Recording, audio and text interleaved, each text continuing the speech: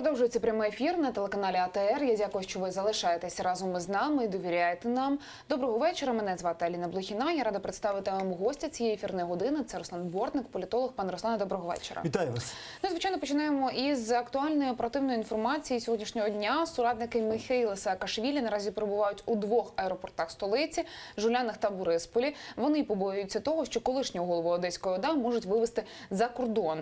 Раніше про це повідомляли ЗМІ, посилаючись на джерела у правоохоронних органах, нібито вже є відповідне рішення суду для депортації. Нагадаю, що сьогодні у день Саакашвілі затримали люди у камуфляжі, коли він перебував у столичному ресторані «Сулугуні». Відео затримання на своїй сторінці у Фейсбуці оприлюднив Давід Сакварелідзе.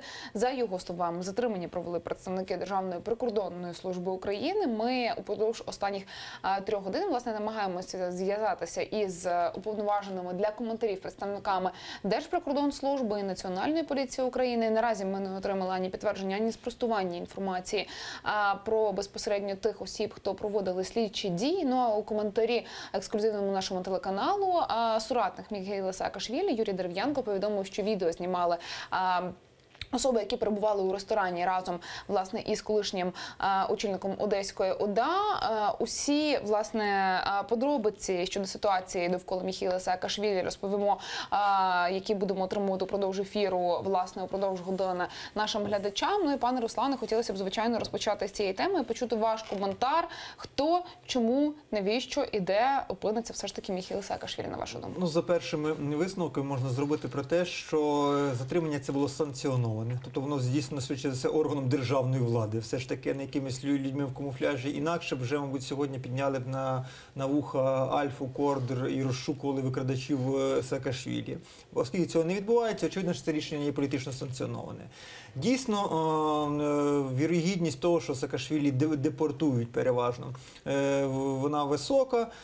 Екстрадиція трошки менша, але також вірогідна. В чому полягає різниця? Тому що депортувати його можуть до Польщі, з території якої він потрапив до України, або до Голландії, де в нього проживає дружина. Але разом з тим це просто відкотить ситуацію до вересня минулого року. Тобто Саакашвілі в будь-який момент знову ж таки може з'явитися на кордоні і почати проривати кордон зі своїми прихильниками.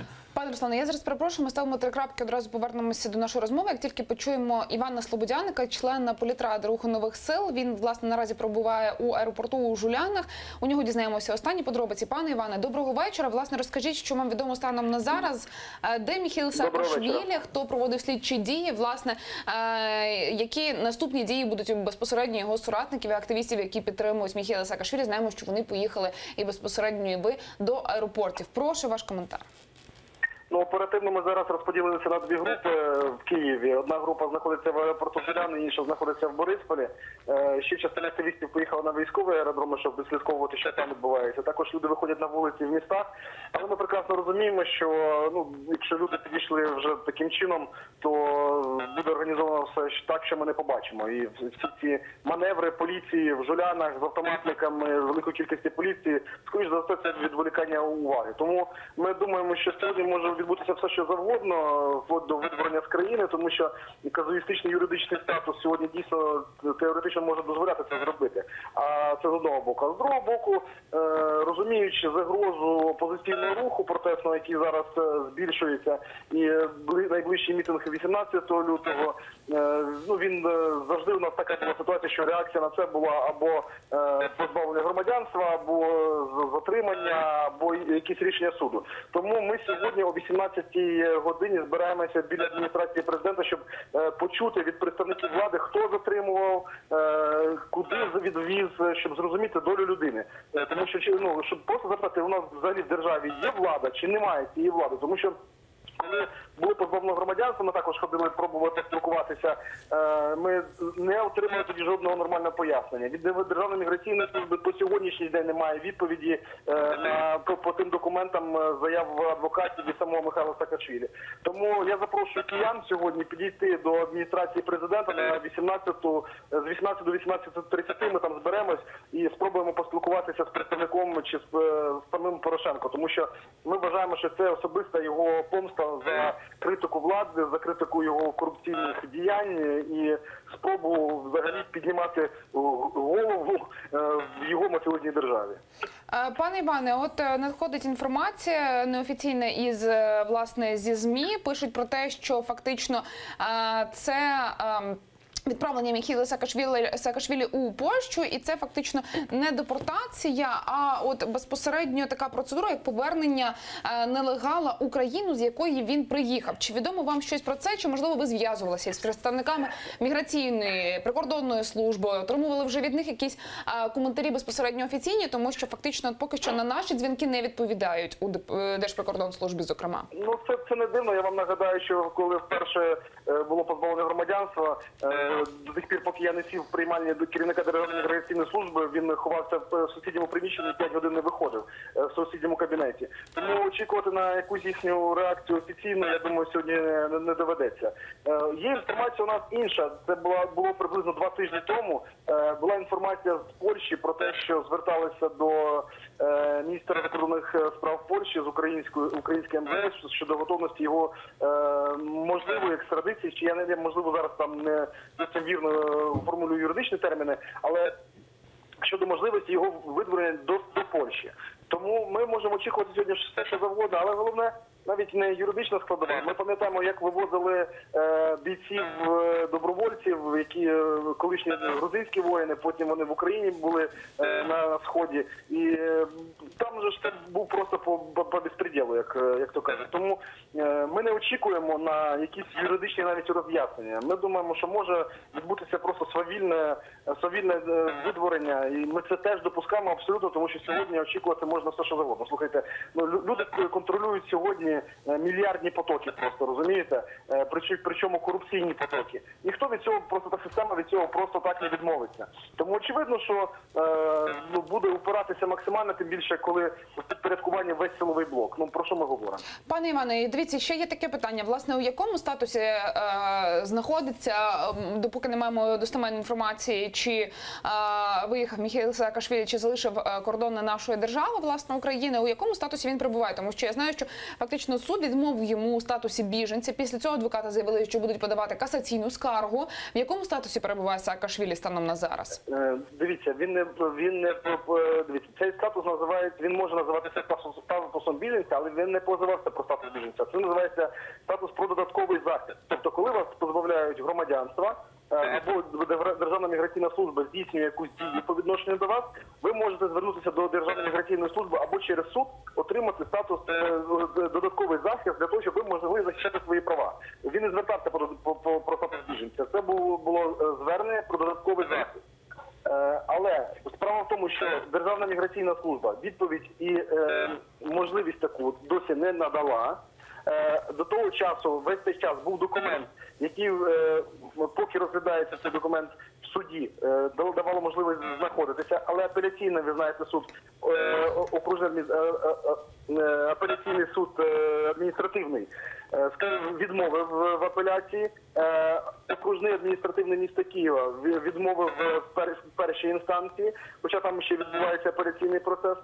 Тому зараз статус він такий, можна сказати, в підвішеному стані, тому що це, до речі, дуже цікава річ те, що апеляція відбувалася за прискореним розглядом, тобто призначення самої апеляції відбулося за позовом самої ж ДМС.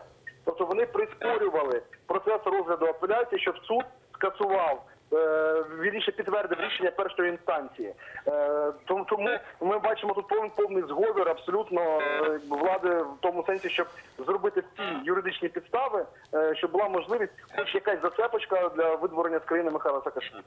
Пане Іване, власне, ви сказали про те, що 18-й збираєтеся йти до адміністрації президента, скажімо, о 18-й годині. О 18-й годині. Да. Так, власне, за поясненнями, то виходить, що полишите ви Жуляни і Бориспіль, чи все ж таки буде хтось залишатися із представників Руху нових сил, соратників Міхейла Саакашвілі у аеропортах, чи усі підуть до адміністрації президента? Поясніть, будь ласка, нам. частина активістів тут залишиться спостерігати за тим, що буде відбуватися. Тут у нас розставлені, так би мовити, пости. Але я думаю, що все-таки у нас спецслужби, не дивлячись на те, що там є різні люди, які працюють, там є і фахівці, і професіонали. Я думаю, що якщо вже захочуть зробити так, щоб ніхто цього не побачив і не дізнався, я думаю, це буде організовано на високому професійному рівні, ніхто нічого не помітить. Тому що я думаю, що і машини поміняють, і є тут свої службові входи, виходи. Ну, сподіватися, це може просто чудом, або випадковістю бути, або халатністю чиєюсь, якщо тут хтось когось помітить. Але все одно ми залишаємось, тут і журналістів багато.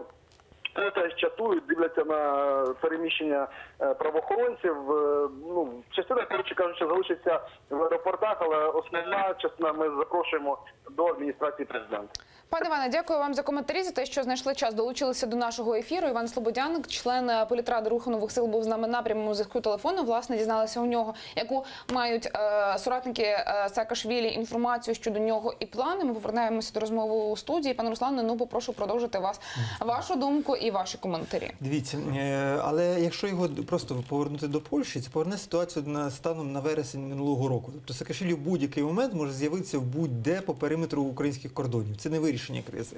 Я думаю, що ті люди, які зацікавлені в викиданні Саакашвілі з українського політичного поля, вони зацікавлені в його екстрадиції до Грузії все ж таки. Тому що екстрадиція до Грузії – це гарантоване ув'язнення і гарантоване зникнення Саакашвілі на певний час, щонайменше, з українського політичного поля.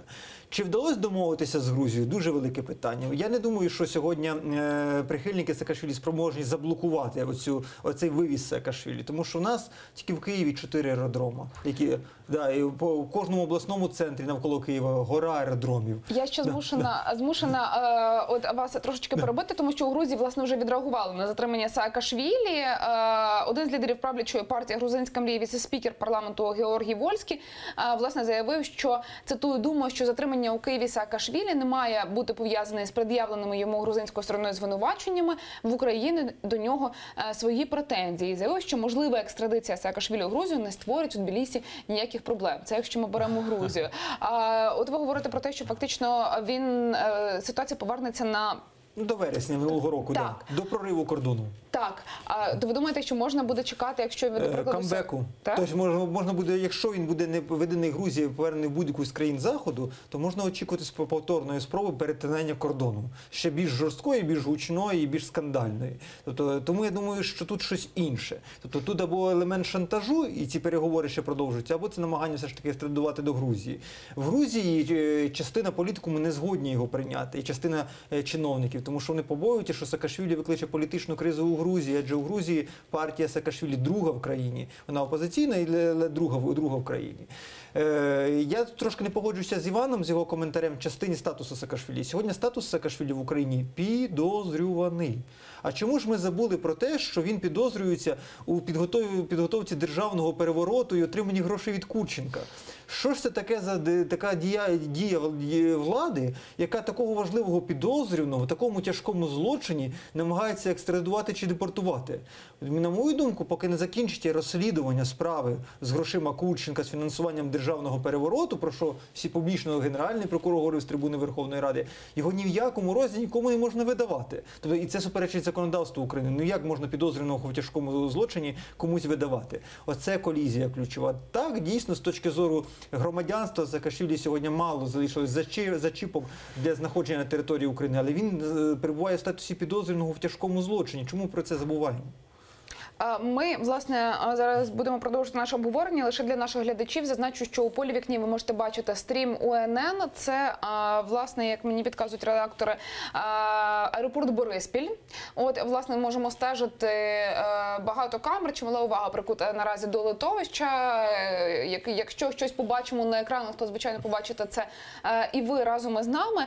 Пане Руслане, дивіться, чому, от повертаючись до початку сьогоднішньої історії, до цього затримання у середмісті Києва, у ресторані, чому досі силові правоохоронні органи не підтвердили, що там є версія, що це Державна прикордонна служба, да? Що це були представники ДПСУ. Чому, якщо це були представники Нацполіції, чому немає офіційного підтвердження, хто із силових чи правоохоронних структур, власне, проводив ці слідчі дії? Це одна з головних претензій до органів влади, тому що так не діють органи влади. Тобто, якщо відбувається якась слідча дія, то чи правова дія, вона про це має миттєво інформувати суспільство. Тим паче, якщо це резонансна слідча дія. Тобто таке враження, що поки що не вирішили, на кого переляже ця відповідальність. Тому що тут буде і правова, і політична відповідальність. Тому що я думаю, що все ж таки наші західні партнери не зовсім схвалять такі дії. Тобто, і тому, поки не вирішили, на кого ляже ця відповідальність, всі органи намагаються від цього уникнути цієї відповідальності і сказати, що це не ми. Тому що я бачив, що СБУ і ГПУ вже заявили, що це ми до цього відношення жодного не маємо. Тобто умити руки, тому що розуміють, що чудово, що за цим все одно будуть якісь певні наслідки.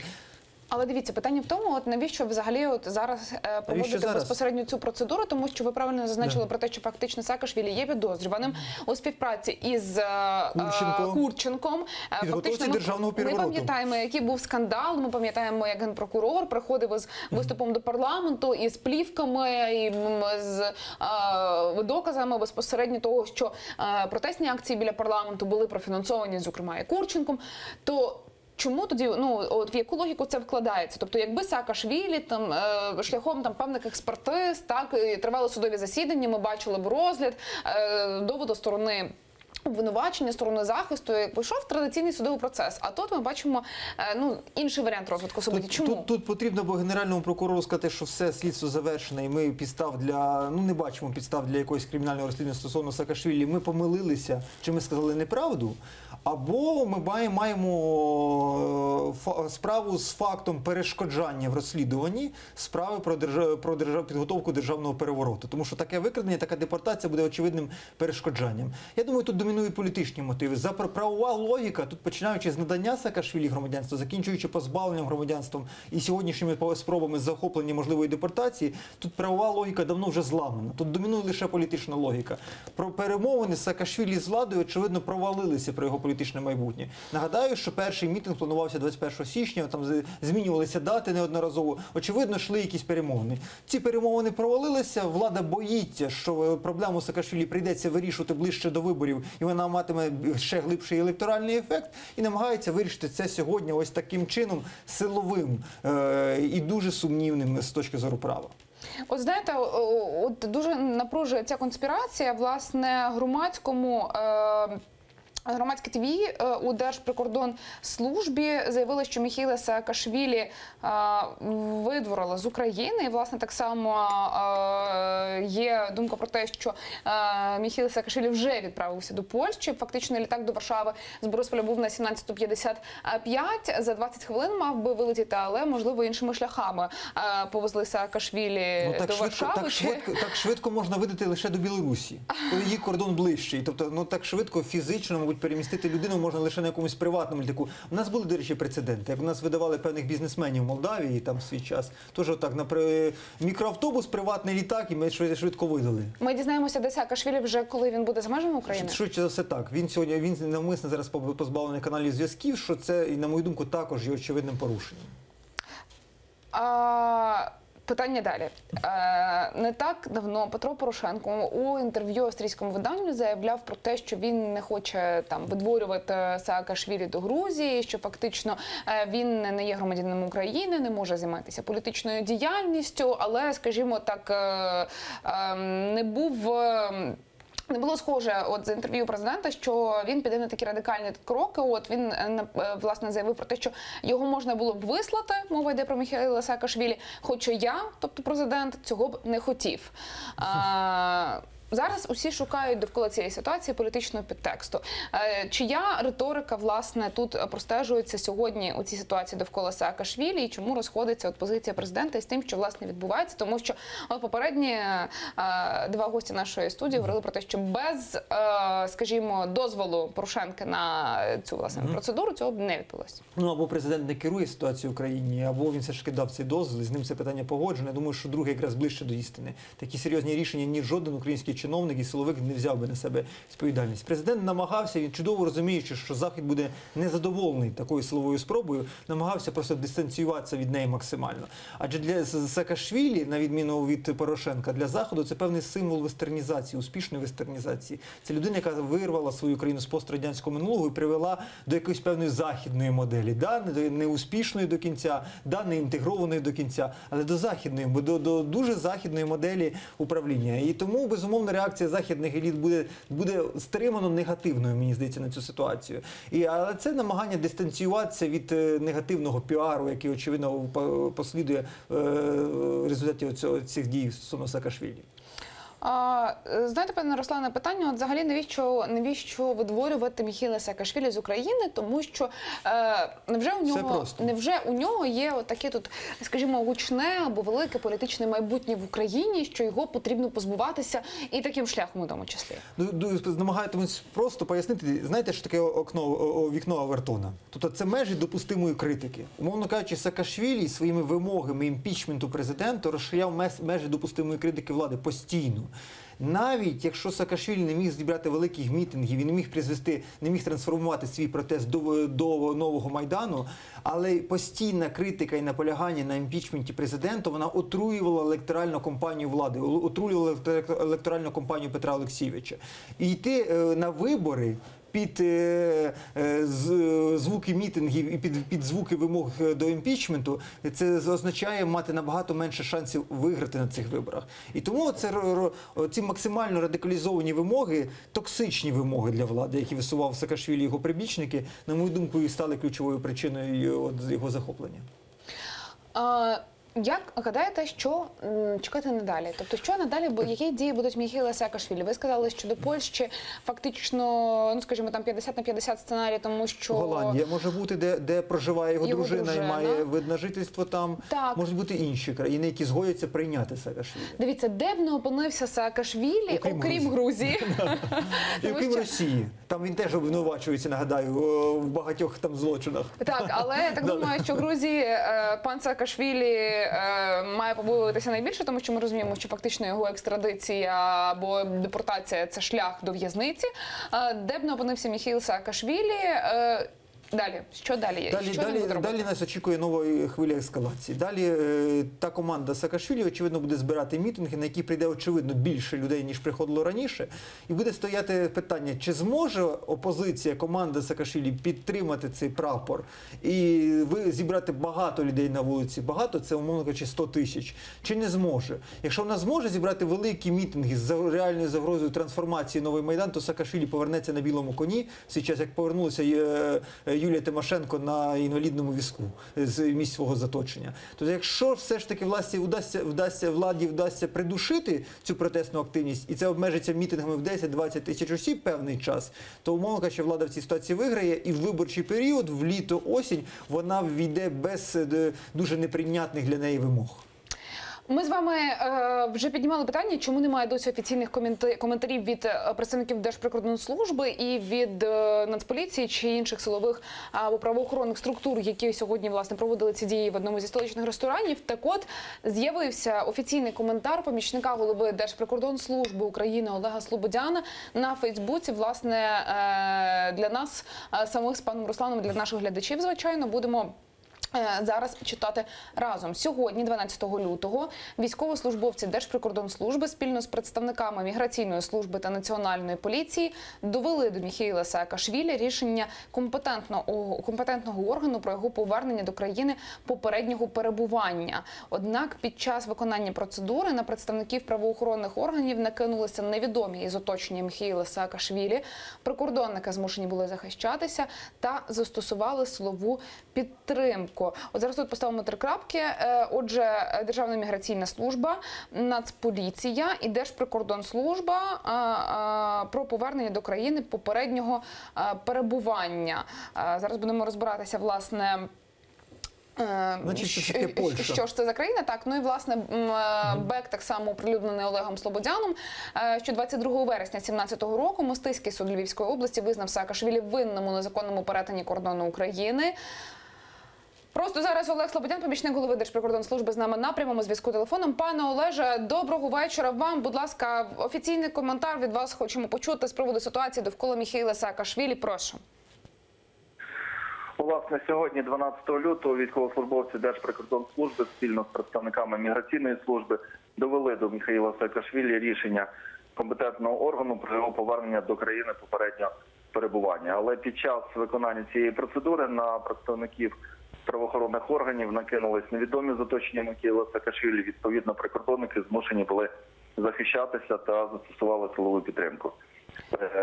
Оскільки дана особа перебувала на території України незаконно, є відповідні рішення судів на підставі, які підтверджують це рішення і цю позицію, він із дотриманням юридичних формальностей був повернутий до країни, звідки свого часу у вересні прибув незаконно.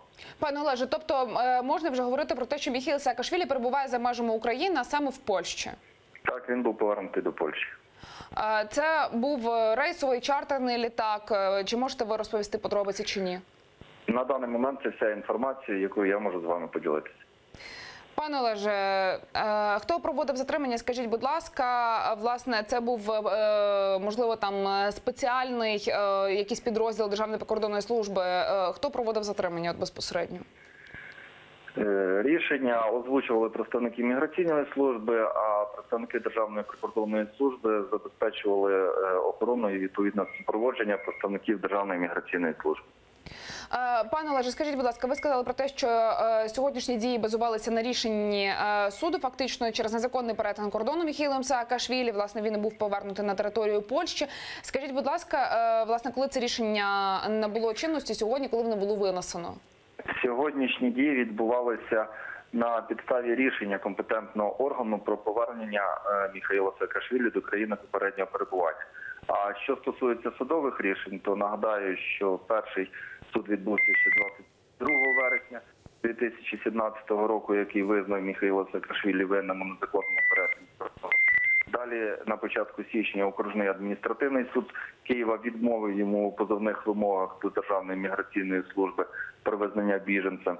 Ну і, власне, 6 лютого окружний адміністративний суд повторно не задовольнив скаргу на рішення міграційної служби. Пане Олеже, я дуже дякую вам, що ви знайшли час, долучилися до нашого ефіру, власне, розповіли нам інформацію, якою володієте. Олег Слободян, помічник голови Держприкордонслужби, власне, ексклюзивний коментар телеканалу АТР надав щодо сьогоднішньої ситуації з Міхеїлом Саакашвілі. Власне, пан Руслане, вже гадати нам з вами не доводиться. Вже ми знаємо, що підтвердилася інформація, яка була раніше оприлюднена у ЗМІ про те, що вже Міхеїл Саакашвілі у Польщі. Чекаємо коментарів самого Міхеїла Саакашвілі. Слід чекати? Да, ну він в Польщі не може бути затриманий. Тобто в Польщі немає претензій правових до нього, і слід очікувати, мабуть, якихось коментарів від самого Саакашвілі. Ну і чекаємо, мабуть, камбеку, тобто спроб повторного потрапляння на територію України, не обов'язково з території Польщі. Не схоже на те, що це було домовленістю, умовно кажучи, такий спосіб видворення. Тому, скажіть, все Саакашвілі спробує повернутися на територію України. Навіщо? Криза продовжиться. В нього тільки тут є політичне майбутнє. В Грузії грати, в Росії грати, в Європі, в світі його ніхто в ролі політика не очікує. Тобто тільки тут в нього є політичне майбутнє, певна соціальна, електоральна підтримка, певна команда, і він, безумовно, намагатиметься повернутися.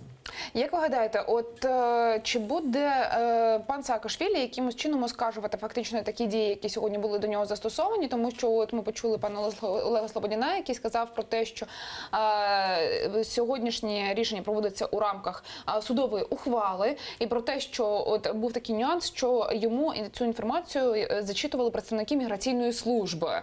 Тобто, фактично, процедура, певно, відбулася, за словами пана Слободяна. Тобто, процедура, знову ж таки, ми посилаємося зараз на офіційні канали. Якась процедура відбулася. Да. Так, чи буде Саакашвілі оскаржувати, доводити свою, можливо, там... Так, але, мабуть, не в українських же судах. правоту? Тобто в Європейський суд з прав людини він може позиватися до України. Можуть позиватися, можливо, інші учасники цього інциденту. Нагадаю, що Саакашвілі перебував в ресторані в широкому колі осіб, і чекаємо від них коментарів відповідних. Ті особи, які нібито вчиняли опір працівникам правоохоронних органів. Але ж ми чудово розуміємо, що це тривалий час потребуватиме таке оскарження, а в українській політичній системі правовій він навряд чи сьогодні може претендувати і знайти справедливість. Якою може бути реакція від міжнародної спільноти, міжнародних партнерів на це Стримано витворення? негативною буде, стримано негативною, да. Тому що не негативною, тому що це Саакашвілі для них символ, я про це говорив, стримано, тому що все ж таки сьогодні Захід зацікавлений у політичній стабільності в Україні. Тому саме так західні партнери негативно реагували на спроби захоплення Жовтневого палацу. Тоді посли і Німеччини, Британії, Канади різко проти цього виступили. Тому буде стримано негативною в дусі, що все мало бути по закону. Прикро, що так трапилося, ну є як є. Майбутнє Саакашвілі в його лише руках.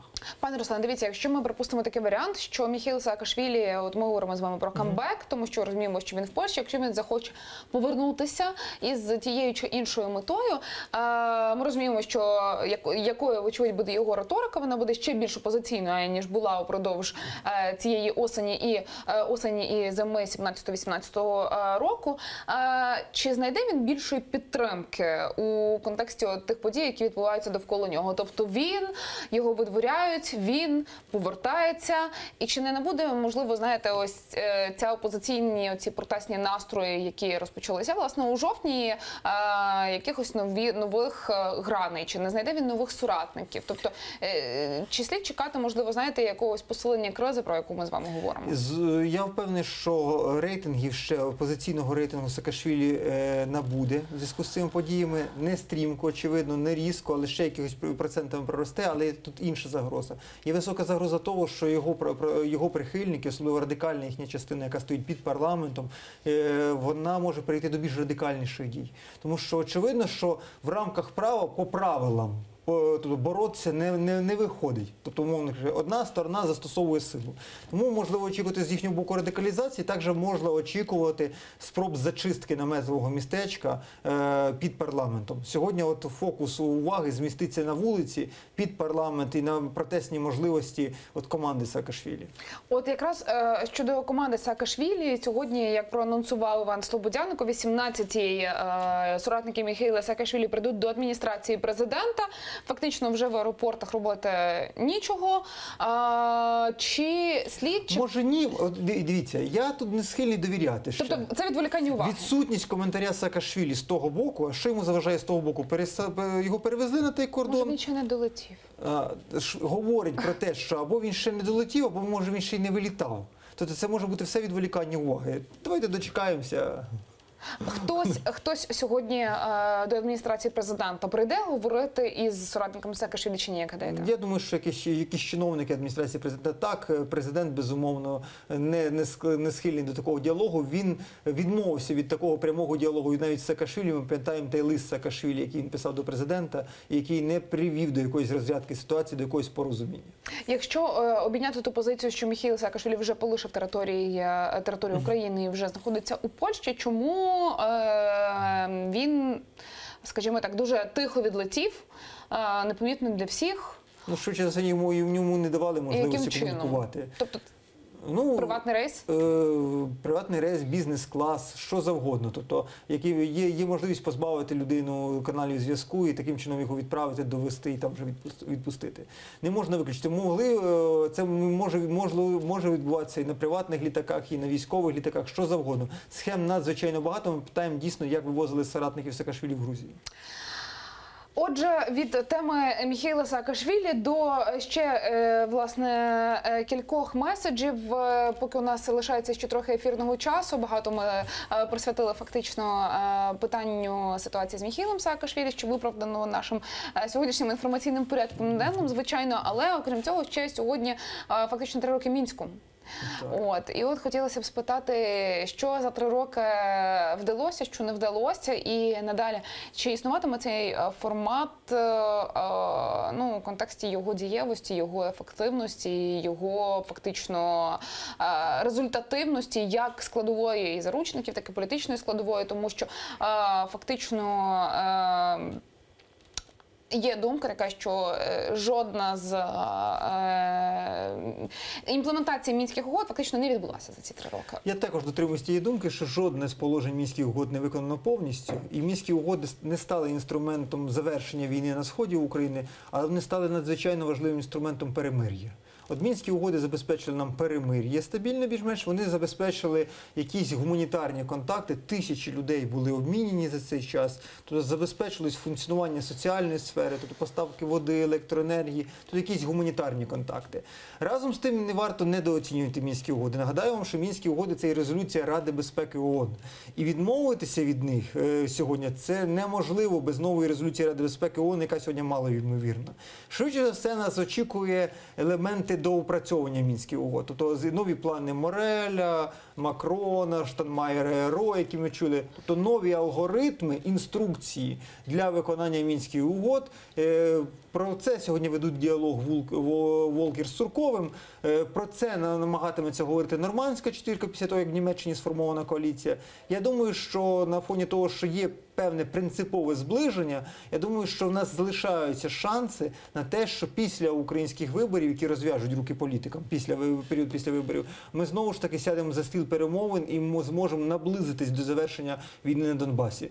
Так, Мінські угоди не спрацювали як інструмент врегулювання, але вони дозволили врятувати величезну кількість життів, і вони, головне, що дозволили зупинити цю лінію війни далеко дуже від нас. Ми, власне, ще додамо інформації.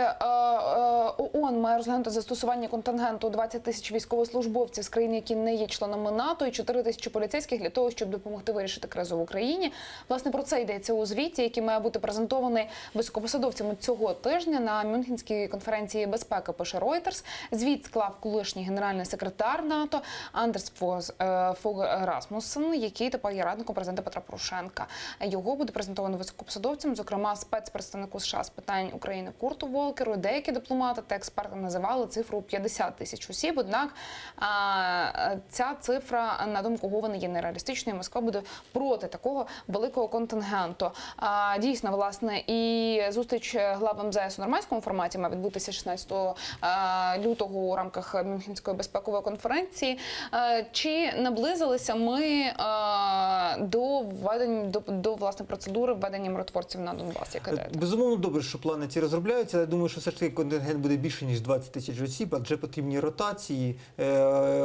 І швидше за все, одним контингентом це не вирішиться, і питання застосування миротворців розтягнеться на роки в зоні конфлікту. Добре, що ці плани розробляються. Поки що ми від них далекі. Я думаю, що миротворці стануть можливими теж десь в 2020 році. Вже звучать суттєві обмеження. Бачите, не Росія, ні країн-членів НАТО не може бути в миротворчому контингенті, вважає навіть Расмуссен. Очевидно, що виростають шанси в білорусів, казахів, там вже в турків від інших турків-членів НАТО, ні. І інших країн, які можуть бути дуже неочікувано виконувати цю миротворчу місію в Україні. І ще, це надзвичайно висока вартість такого контингенту. Такого розміру контингент буде стоїти шалених грошей, і це потребує дуже збалансованого і спільного рішення країн-членів ООН. Чи є таке бачення спільного міжнародних Поки що немає. Поки що немає впевненості того, що ці миротворці не стануть просто цілями, мішенями, що радикальні групи по обидві сторони не почнуть полювати на миротворців, і ця миротворча акція перетвориться в щось таке, як що трапилося в Югославії чи в деяких країнах Африки. Тобто, поки не буде стабільних політичних домовленостей, миротворці в цю зону конфлікту не зайдуть, вони не Рембо, вони гинуть на чужій землі, їх у свої уряди не будуть відправляти. Чи слід чекати, можливо, якихось нових меседжів від зустрічі глав МЗС у нормандському форматі, чи ні? Думаю, поки що ні. Всі чекають Меркель, всі чекають, коли завершиться ця коаліціада в Німеччині, і тоді вже тільки голови держав можуть щось принципово вирішити по-новому, а міністри закордонних справ і спеціальні представники МЗС, вони мають лише шліфувати ці принципові домовленості. Президентські вибори у Російській Федерації змінять якось розстановку сил на політичній арені, чи ні? Змінять, і є суттєві ризики. Президентські вибори у Російській Федерації, закінчення чемпіонату світу про футбол в середині липня, воно розв'яже російській владі в руки. Тобто санкції вже невідворотні, і тут вже цим не пограєшся. Є нове переобрання, тобто вже є знову ж таки нова легітимізація. Це означає, що можна як шукати мирних варіантів, так і більш широко застосовувати якісь збройні інструменти стосовно України. Ще одне цікаве питання – це безпосередні вибори президента Російської Федерації у Криму. Тобто фактично міжнародна спільнота спільнота і цивілізований світ визнає анексію Криму, і чи Не тоді... зовсім так. Не зовсім так, Чому? тому що вибори в Криму, вибори президента Росії будуть визнані, але вибори, частина, яка відбувається в Криму, швидше все не будуть визнані. Був прецедент з виборами в Держдуму, коли депутатів від Держдуми не визнає світ. Але вибори, в принципі, в Держдуму, і Держдуму визнає. Ну, от така є правова колізія, такий сьогодні підхід світу, і такий буде підхід України, я думаю. Власне, ще додамо звичайної інформації щодо місця перебування Михайла Саакашвілі. Власне, от його політична сила на своїй сторінці у Фейсбуці «Рух нових сил» оприлюднив скріншот із сайту Flight Radar, власне, де можна слідкувати за літаками. От і припускають його соратники, що за кілька хвилин літак із Михайлом Саакашвілі може вже приземлитися у аеропорту Варшава. Власне, от є літак, який вилетів з 16:30 із аеропорту Бориспіль без кінцевого поки що пункту призначення літака. Звичайно, будемо слідкувати за подіями, за ситуацією довкола Михайла Саакашвілі. І я вам, пане Руслане, дякую за розмову, за візит до нашої студії. Політолог Руслан Бортник був гостем цієї ефірної години. Ну а за 5 хвилин прямий ефір телеканалу АТR продовжить «Заман» у викладі Шевкета Матулаєва. А потім у цій студії з'явиться моя колега Христина Стець. Я прощаюся з вами до завтра. Бажаю тільки хороших новин і дякую, що за АТR.